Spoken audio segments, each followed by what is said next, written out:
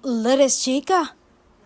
Ang nais ko lang naman na siya'y sa akin at sa kanya ko. Yan ang sagot ni Donnie Pangilinan nang tinanong kung ano bang label na ba ang estado ng relasyon nila ni Belle. Ito ang dahilan kaya't nagulat at napanganga ng bongga ang mga katkaterang chismosa. Dagdag pa daw ni aktor, Belle and I ay panghabang buhay ng magsasama.